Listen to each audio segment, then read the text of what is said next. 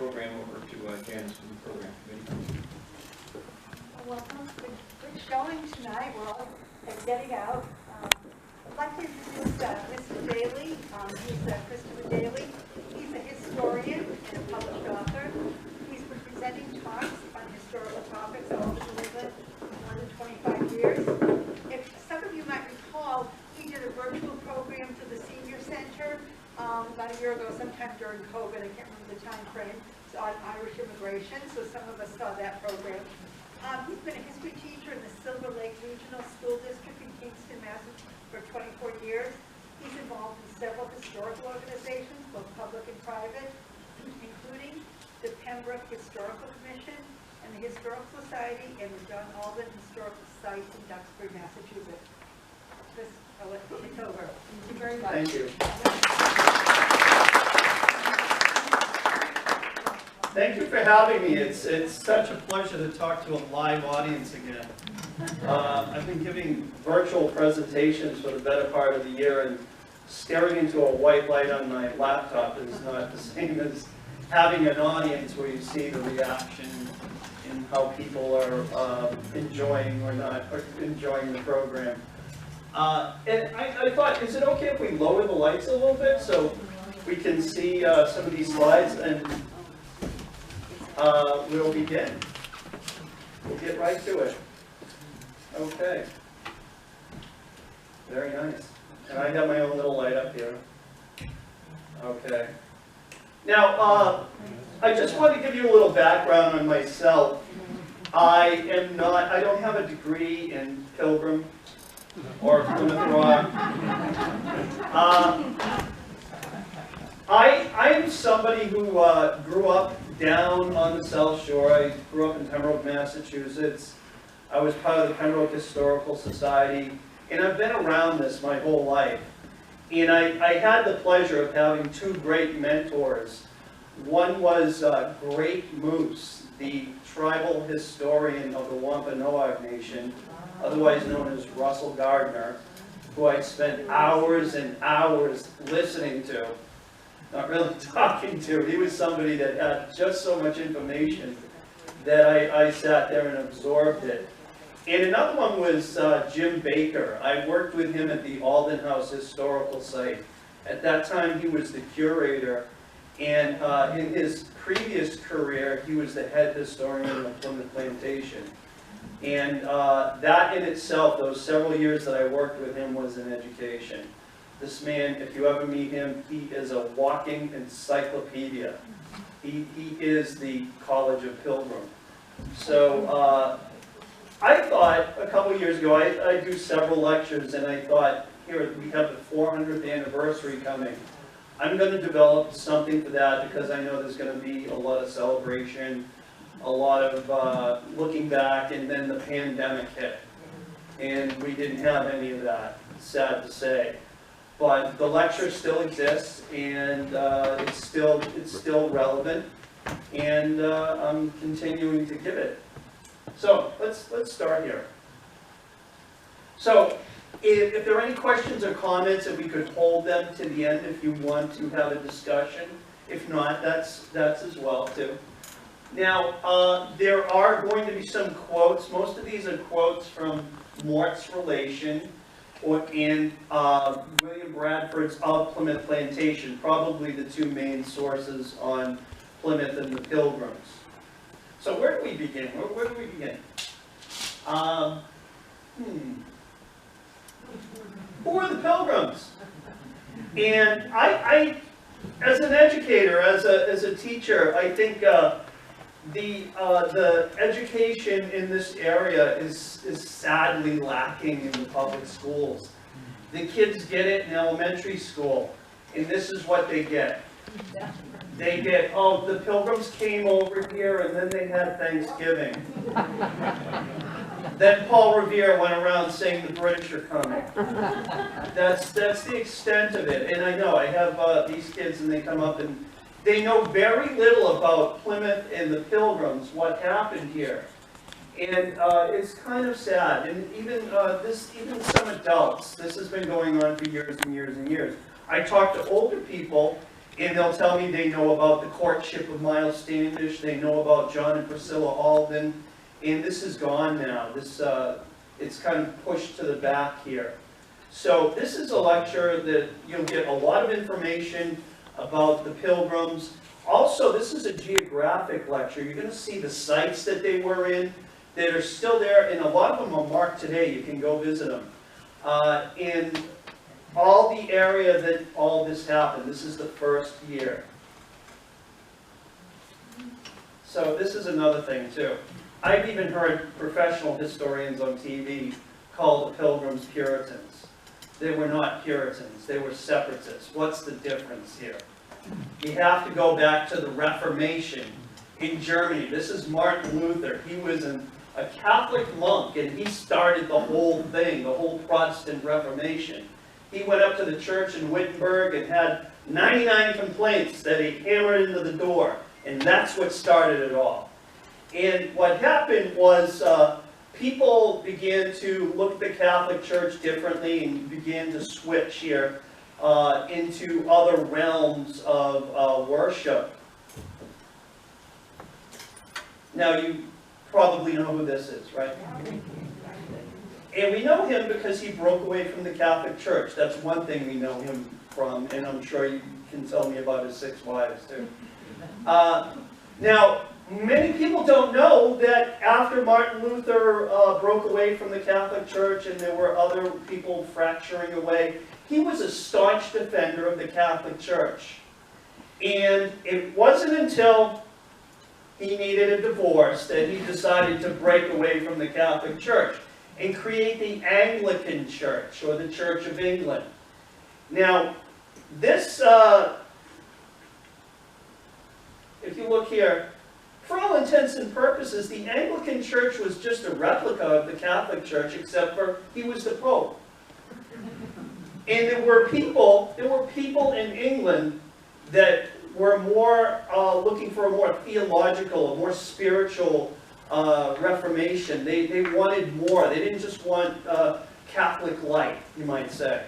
They wanted to really reform the church. And they were called the Puritans because they wanted to purify the Anglican Church. They wanted to remove everything that smacked of Catholicism. Now these Puritans followed this theologian, John Calvin. Now John Calvin, the main gist of his theology was that you should only do what's expressly written in the Bible. Don't pay attention to what popes say, conclaves, all these, because they're human and they can't make good decisions. A lot of them contradicted each other over the years. And another thing that the Calvinists did was they threw out the King James Bible, because that was based on the old Catholic Bible, which was a translation of the Greek of the original Aramaic. So they went back to the original Greek that the scriptures were written in, and they translated it from Greek to English instead of Greek, Latin, English. So this was a more pure Bible to them. This was the Bible that they went by. Now, to give you a contrast here, you saw the pictures of the Catholic Church and all the statues and everything. The Puritans wanted a church devoid of all this. And this is the Ship's Church in Hingham. You don't see any chalices, you don't see any Stations of the Cross. Now, these were the Puritans. Separatists. Exactly like the Puritans, except for they didn't want to have anything to do with the Anglican Church. They wanted to separate. And they were radical Puritans, you could say. They left the church. They didn't want to purify it. They wanted to create their own church.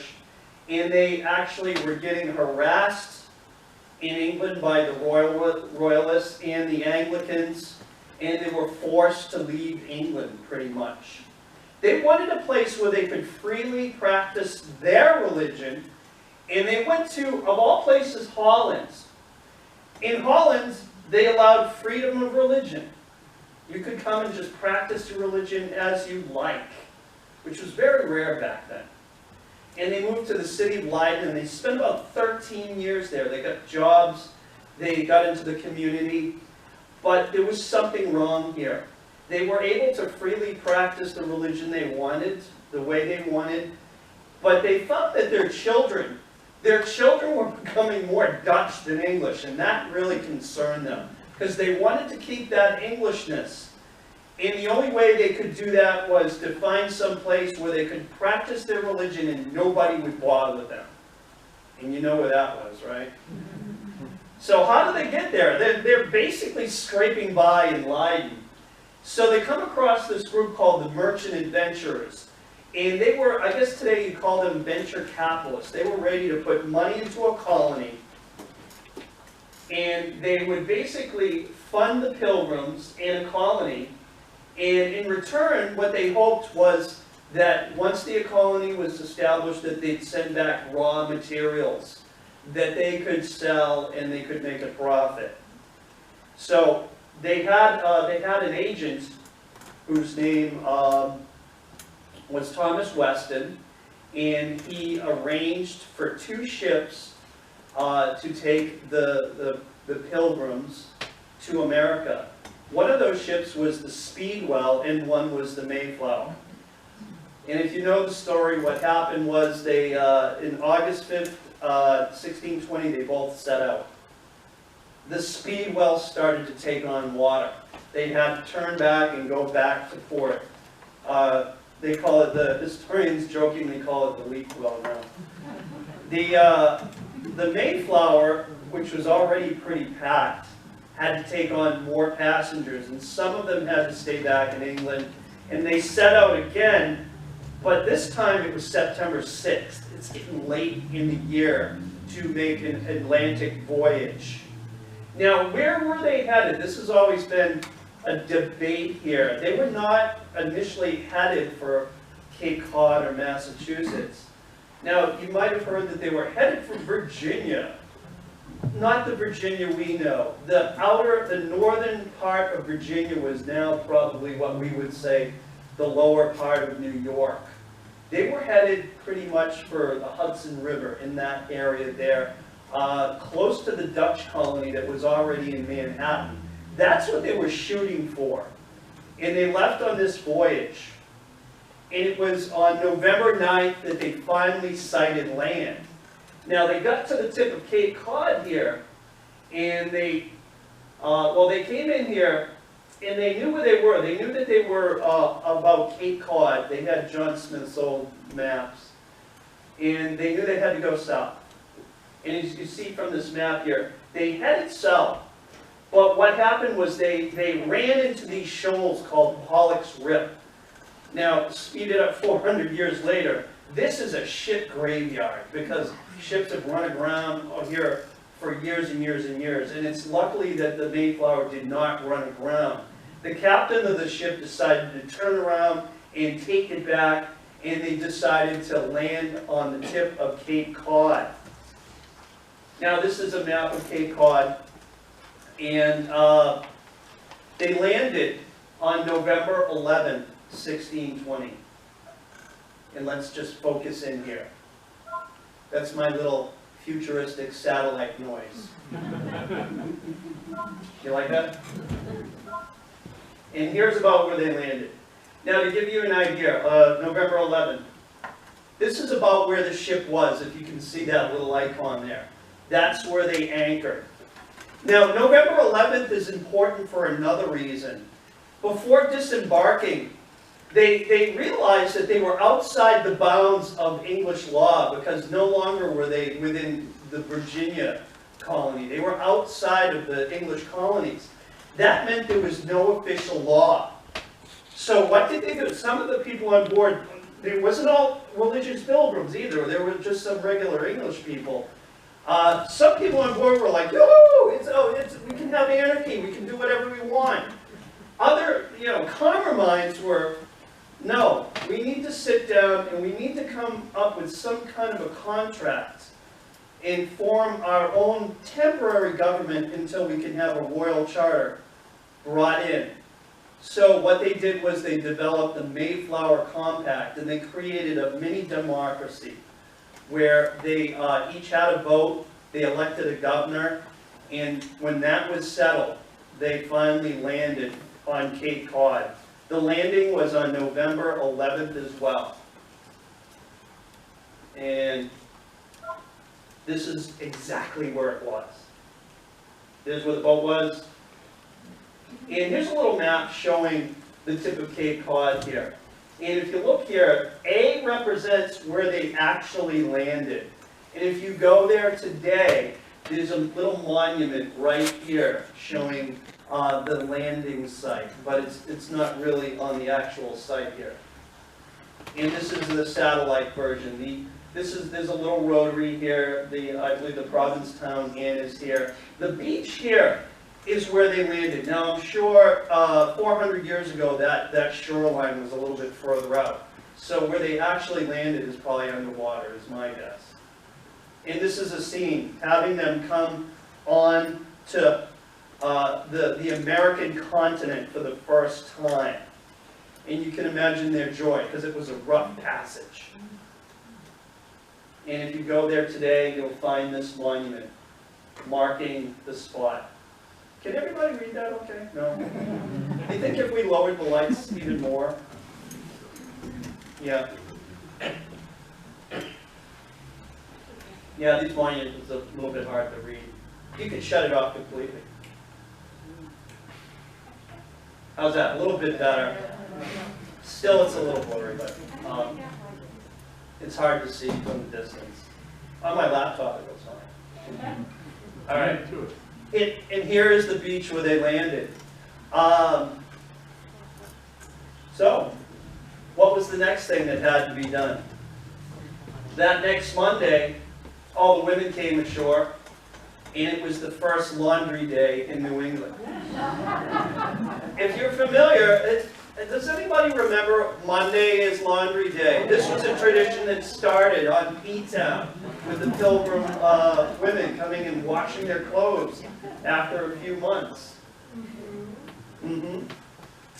Now, for most of this lecture, to show the movements of where they were and where they stayed, we're going to be using a map called the H.M. Dexter Map. This is found in the 1865 edition of Mort's Relation, which is a primary source that I'll be using as well.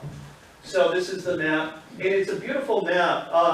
What Dexter did was he read Mort's Relation, and he tried to map out where he thought the Pilgrims were, just by where they said they had went. And I'm going to show you with a satellite view as well, in using this map too. So here we go. The next time they went out, they had the first exploration went from November 15th to the 17th, and there was 16 men, and they came in on what was called the longboat. The famous shallop that you see when you go down to Plymouth was actually in pieces in the Mayflower, and the ship's carpenter was putting it together. So they had to row in on the longboat. Now, these men came ashore, and they started to walk up the beach, and they saw 5 Native Americans in the distance, and they had dogs. And they wanted to make contact with the natives for a couple reasons. There's a creek there. You can kind of see the remnants of where there was a creek. And this, ladies and gentlemen, this is where they spent their first night on the American continent, right there. There's no monument or anything out there. It's just sand dunes. So the next day they woke, and they still tried to follow the track of those Native Americans. By this time, I'm not sure if they were still on the trail. It became more just poking around in the woods trying to find some place that could be habitable. So they left their area here, and they went around what is now Pilgrim Lake, straight through here. And then they ran into a really rough area here.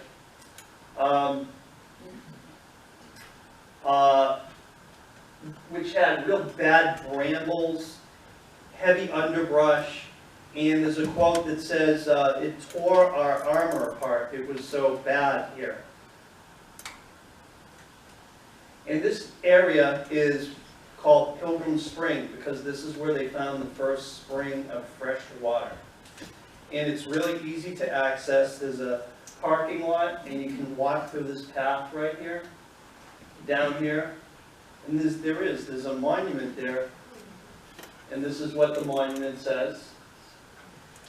And 400 years later, that spring is still there. Here's a video I took. The monument isn't on top of it. You have to go up to the left here.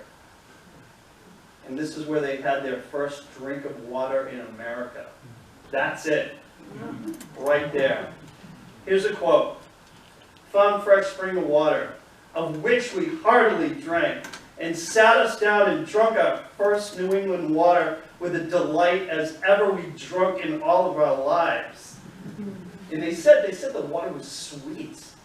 It was pristine. It was water. It wasn't like in Europe. It was all polluted. And that's why they had to drink beer, because the water was polluted. And here's a depiction showing them drinking that first drink in America.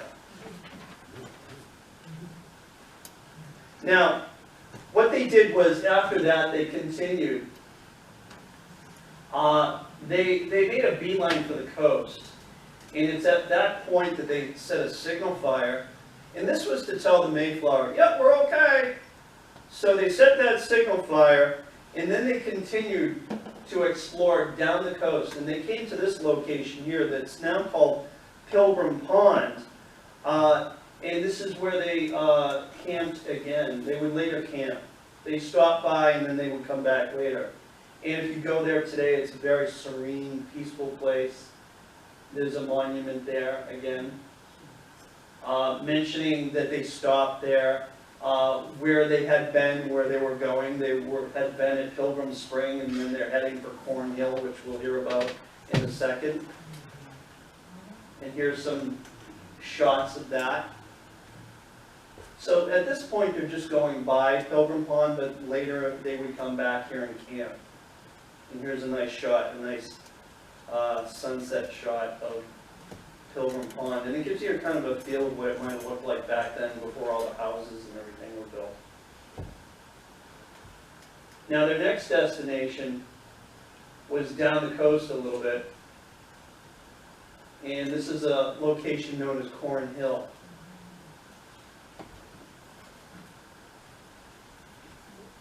Let's focus in. Okay. So here's Cornhill. Let me read you the second quote here. They found some interesting things here. "We found a little path to certain heaps of sand. One where it was covered with old mats and a wooden thing like a mortar overwhelmed or overturned on top of it. And an earthen pot laid a little hole and at the end thereof. We mussing that we might dig it up, we found a bow, and we thought arrows, but they were rotten. We supposed that there were many other things, but we deemed them graves.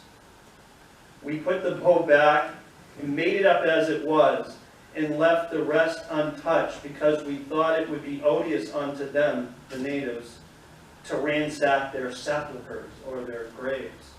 So, before they got there, they found some graves. They dug up the natives' graves. And unknown to them, they were being watched. And the natives weren't too happy about it. The next thing, they came to Cornhill. And this is Cornhill today. And it's called Cornhill because at the top of that hill, they found what they thought was an abandoned village. Let me give you another shot. This is Cornhill. Now, they found the remnants of wigwams. Probably looked like this. It wasn't abandoned. The natives in this area had winter and summer quarters. In the summer, they would live on the coast, and then they would move inland. And what they would do is they'd bury their seed corn, and then in the spring, they'd come back and plant that corn. Well, at Cornhill, so they found corn. They also found a big ship's kettle. Now, where did that come from? That comes into the story a little later. I'll let you know about that when that comes up. But they found that seed corn. And they knew that they were in trouble already. It was late in the season. They had seed for planting wheat, which they later discovered didn't grow in this climate, and they didn't have anything else. So they decided to take the corn. They knew what they were doing. They knew that that village would come back and they wouldn't have any corn for planting. In the sources, they say that the plan was that once they got established, once they got the colony going, that they would find these natives and give them satisfaction, which means they would repay them in some way, probably return the corn. Now, in the media and everything, this is always portrayed as they just stole the corn, but they don't tell the rest of the story. That they were in a starvation situation, they had to do this, they knew it was wrong, but they planned in the future to make this up to the Native Americans, the Wampanoag people, or I should say the Nauset tribe. And here's that area. There is a monument there. All these places have markings all around the way here. Here's another depiction of them taking the corn. They used that kettle to take the corn, and they moved back up. Oh, before they moved back up to Pilgrim Pond, they found a location. They went a little bit south, and they explored this area around here. This is around the Panic River. And I've always thought this was very fascinating. They found like an old palisaded fort. And the sources say that they believed it was built by Christians. And that's all they say. But if you do a little digging, you do a little reading, you'll find that there was actually a short-lived settlement there by an explorer by the name of Martin Pring in 1603. And they came and they landed on that exact location in around there, and they harvested sassafras because of its medicinal purposes, and they loaded up their ship and went back to England. So my thinking is they found the remnants of Martin Pring's little temporary shelter here, and that's what they found. And then they went back up the coast. And they spent the night at Pilgrim Pond. They originally sunk the kettle because they weren't sure if they were going to come back, and then they decided to take it out. They set a signal fire, and they did a little bit more exploring. And at this point, they were just looking for contact with Native Americans again. And as they were exploring, William Bradford, who would be the future governor, right now it was John Carver, he would die within a year, got his leg caught in this deer trap, and he got pulled up into a tree. And you can read the sources. Mort's kind of makes fun of it, but when you read Bradford's account, it's not so funny. But that's a little area of joviality that they come across here. All right. And then I think they had it, and they decided to send the musketeers out and fire a few shots, which meant send the boat in, we're ready to come back. And that they did. They sent the ship in, they went back, and they reported to the Mayflower what they found. And a few days later, they decided to send a second expedition out. Now, this expedition was to go down to the Panic River. This is where Cornhill was, and they found that there was a river here, and they were only, poking around near the mouth of it. This expedition was to go inland and follow the river. And the shallop was ready. So this expedition was 24 men this time. Captain Christopher Jones of the Mayflower was in charge. And this is what they did. They left some men on shore, and some of the men that first night slept in the shallop. And in the morning, they decided to explore up the Panic River. And the way they did this was they had some men on land and some men on the shallop following them along the river. And as they reached into the interior of the Cape, they found it too much hilly. They didn't really like the countryside. And they stopped. You notice they stopped right before they reached the other side. And they made a camp. And then the next morning, figuring this wasn't the area that they were interested in, they decided to make it back to the coast. And they did that.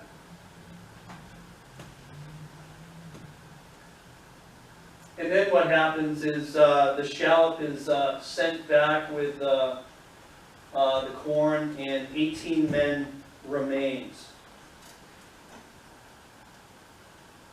And in the morning they went looking again for Indian dwellings. They spent the night on Corn Hill.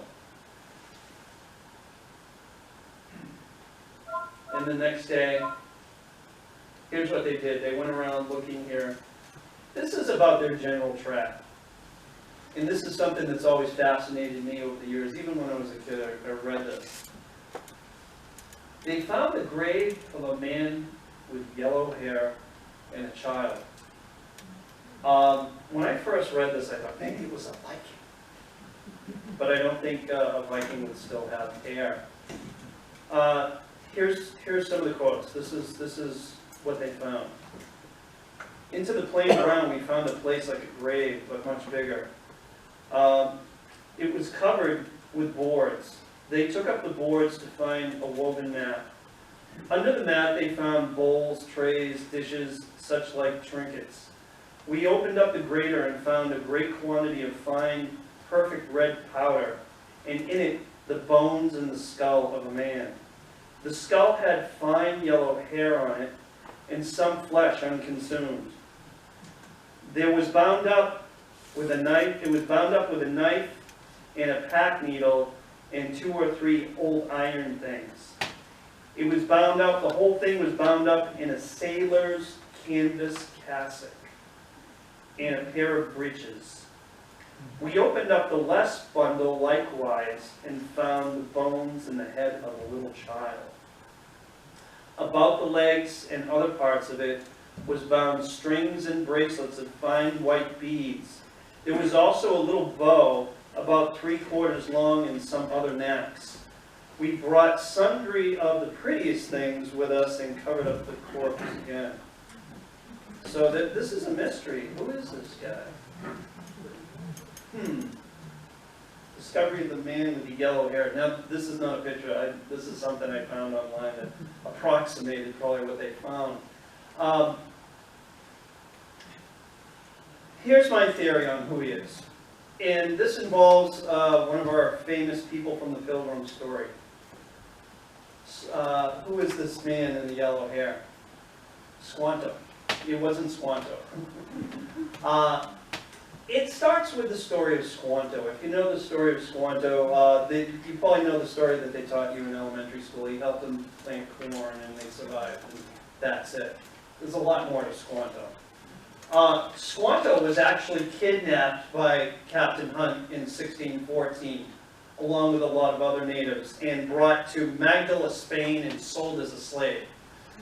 Now, somehow he made his way, he escaped with the help of monks, and he made his way to England, learned English there, and signed on to come back to America and be somewhat of a guide for Captain Dermer. Now, when they first arrived, they went to Squanto's home village, which was Patuxet. Does anybody know what town is on Patuxet now? There, that, right. Patuxet is the general location where Plymouth is now. And he came back and he found out that his entire village was gone because there had been a plague that wiped out, historians say, 80% of the population on the northern coast of the Native Americans. His village was entirely wiped out. And you can imagine, he's been kidnapped away for 3 or 4 years and comes back, his whole family's gone. And the feelings he might have had. So what he does is he eventually takes Dermer down to the village of Sowams. And this is where the Massasoit was. And I say the Massasoit. Massasoit was not his name. That was his title. Massasoit is great sachem. His real name was Yellowfeather or Osabequin. And we know him from the Pilgrim story. They came down and they had a little parley with Massasoit in his village called Sowams, which today is Warren, Rhode Island. So you're looking at the village of Sowams today. The only thing that's left is Massasoit Spring, which doesn't even work anymore. I think it stopped gushing in the 1930s. But it was here that they found that Massasoit actually had some captives. A French ship, it seems, went down off the coast of Cape Cod, and most of the prisoners were either killed or taken as slaves. Dermer and Squanto redeemed some of those men. So my theory about the man with the yellow hair is that he was probably one of the crew members of that ship that was captured. Maybe he was brought ashore. The way he was buried doesn't tell me that he was seen as a slave, though. It tells me that he somehow integrated into the tribe, maybe even had a son with one of the women, and somehow that son died too. And they were given a pretty honorable burial there. And I think another piece of evidence that shows that that was there was that big ship's kettle that they had at Cornhill. So my theory about who that man was, the Pilgrims themselves had no idea. I think it was one of those Frenchmen on that ship that went down off the coast of Cape Cod there. And Squanto helped redeem one of them. So back to the expedition. And then later they left from there and they found an abandoned Indian village. And I'll read you the source on that too. This is pretty interesting. They found some Indian wigwams which had been lately dwelt in. They, having their pieces, their guns, so to say, and hearing nobody, entered the houses and took some things. The writer notes that they intended to have some beads to leave in a sign of peace, and they meant to truck or trade with them, meaning the natives. But they forgot them and left them on the ship, so they just decided to take the stuff anyway. I guess they were going to pay them back too for this stuff too. So they just decided to go into these wigwams and take what they wanted. All the while, they're being watched. And the folks that us were not too happy about this. And then they made it to the coast, they set the signal, and they were picked up. So they reported back to the Mayflower. They didn't really like the lay of the land so far. Maybe we should go down to Massachusetts. And here are some shots of that area. Beautiful area. And they probably camped within the woods surrounding that pond. Who knows where? There's no exact marker. I just walked out in the woods and tried to get a feel for it. Because they described that they were about northeast of the pond and they set up a little barricade. They usually take a bunch of branches and surround themselves for some kind of protection. So that's where they spent the night. And then they left from there. And the company split at this point. 8 were in the shallop and 2 on shore. They crossed 2 brooks. They followed the track of some Native Americans along the beach once they got there. They found the grampus fish again. And at this point, the land expedition lost sight of the shallop. So the shallop's out there, they don't know where the shallop is, and then they decide to go and spend the night at that original camp that they had been near Great Pond. Now, on the next day, they made out towards the inland again, and there they found a large graveyard with a palisade or a big fence. And this is from Wart's relation. It says, they found a great burial place, a part where it was encompassed by a large palisade like a churchyard. The graves were more sumptuous than the ones at Cornhill, yet we digged none of them. We only viewed them and went on our way. Good for you. Okay. Also, we found 4 or 5 Indian houses. So they know that the natives are around, but they're not making any contact.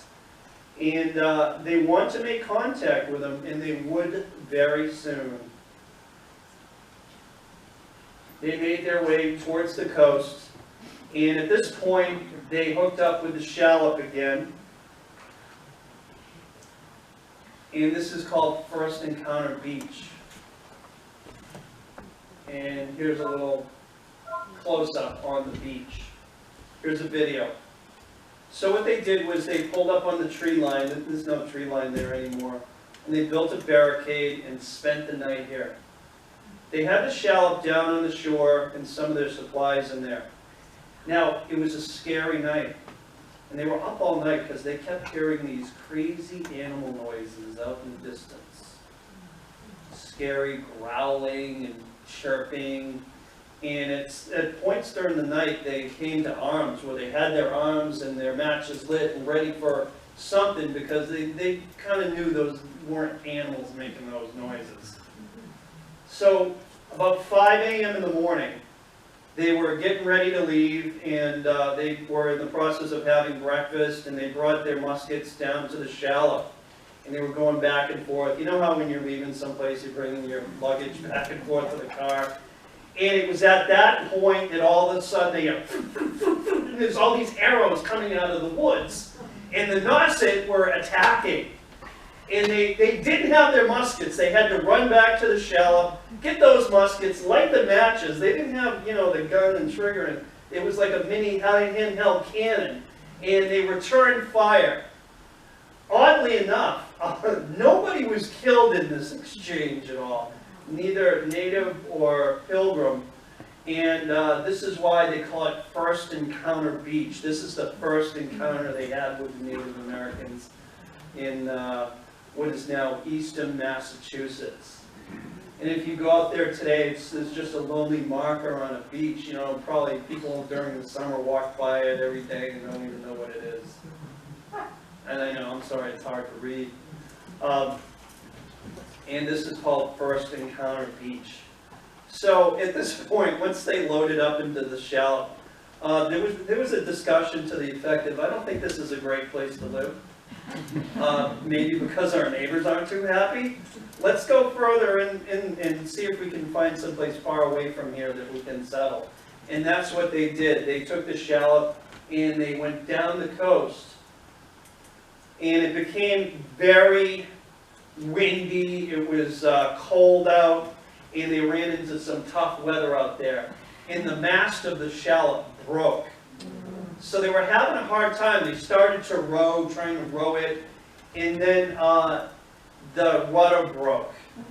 And they just barely survived this thing. They came skidding in to this island, and I'll focus in on the island. That's in Plymouth Harbor. That's called Clark's Island. And they washed up on the shore here. And this was December 12th. I'm sorry, not December 12th. This was December 9th. Sorry about that. And they found this giant rock out here. And they basically spent the night, and then the next day on the 10th, they explored the island. And then on the 11th, they had Sabbath. It was Sabbath day. And they had their services there, thanking God. I'm sure they were like, thank God we're alive. And it was named Clark's Island for the ship's navigator, John Clark, the pilot, I should say. So, and if you ever want to go out to Clark's Island, there's only one time a year that you can do it. It's all privately owned. And the Duxbury Rural and Historical Society has a picnic out there once a year. And that's the only time you can get out there. And really, if you wanted to have a Plymouth Rock, that's probably really the